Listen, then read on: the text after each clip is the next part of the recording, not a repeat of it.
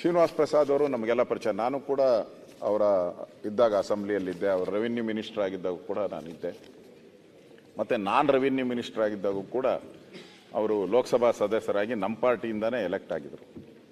ಆ ಸಂದರ್ಭದಲ್ಲೂ ಅವರು ಭಾಳ ಬಾರಿ ನನ್ನ ಜೊತೆ ಫೋನ್ ಮಾಡಿ ಮಾತಾಡ್ತಾ ಇದ್ರು ರೆವಿನ್ಯೂ ಇಲಾಖೆಗಳ ಬಗ್ಗೆ, ಏನೇನು ಸುಧಾರಣೆಗಳನ್ನು ತರ್ಬೋದು, ಇದ್ರ ಬಗ್ಗೆನೂ ಕೂಡ ಭಾಳ ಚರ್ಚೆ ಮಾಡಿದರು. ಭಾಳ ಸುದೀರ್ಘವಾದಂಥ ರಾಜಕೀಯ ಜೀವನ ಅವ್ರದ್ದು.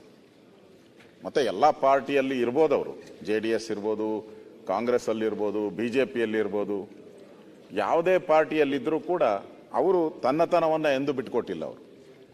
ಅವ್ರ ಮಾತುಗಳು, ಅವರ ನಡೆ ನುಡಿ ಕೂಡ ಎಲ್ಲನೂ ಕೂಡ ಯಾವತ್ತೂ ಕೂಡ ಆ ದಲಿತ ಧ್ವನಿಯಾಗಿ ಈ ತುಳಿತಕ್ಕೆ ಒಳಗಾದಂಥ ಸಮುದಾಯದ ಪರವಾಗಿ ನಿರಂತರವಾಗಿ ಯಾವುದೇ ಪಕ್ಷದಲ್ಲಿದ್ದರೂ ಕೂಡ ಕೆಲಸ ಮಾಡಿದ್ದಾರೆ.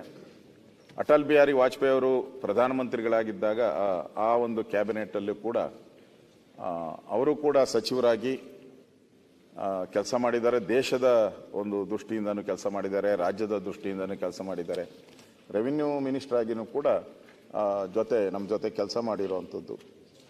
ಮುಖ್ಯಮಂತ್ರಿಗಳು ಹೇಳ್ದಂಗೆ ಅವರಿಗೆ ಭಾಳ ಒಡನಾಡಿನೂ ಇದ್ದರು, ವಿರೋಧನೂ ಇದ್ದರು, ಒಡನಾಡಿನೂ ಇತ್ತು, ಎಲ್ಲನೂ ಇದ್ದು. ರಾಜಕೀಯವಾಗಿ ಭಾಳ ಭಿನ್ನಾಭಿಪ್ರಾಯಗಳು ಇದ್ದರೂ ಕೂಡ ಅವರ ನೇರ ನುಡಿಗಳನ್ನು ಯಾರು ಮಾತಾಡೋ ಪ್ರಶ್ನೆನೇ ಇಲ್ಲ.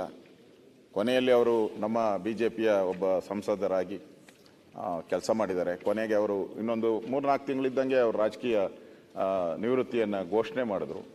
ಅದೇ ರೀತಿ ಅವರು ನಡ್ಕೊಂಡ್ರು. ಇಡೀ ಆ ಒಂದು ಸಮುದಾಯ, ಇಡೀ ಕರ್ನಾಟಕದ ಎಲ್ಲ ಅಂತ ಹೇಳಿ ಇಡೀ ಎಲ್ಲ ಕರ್ನಾಟಕದನ್ನು ಕೂಡ ಶ್ರೀನಿವಾಸ್ ಪ್ರಸಾದ್ ಅವ್ರನ್ನ ಯಾವತ್ತೂ ಮರೆಯೋಕ್ಕೆ ಸಾಧ್ಯನೇ ಇಲ್ಲ. ಆ ರೀತಿಯ ಒಂದು ಜೀವನವನ್ನು ಅವರು ನಡೆಸಿದರೆ, ನಮಗೆಲ್ಲ ಮಾರ್ಗದರ್ಶಕರಾಗಿದ್ದಾರೆ.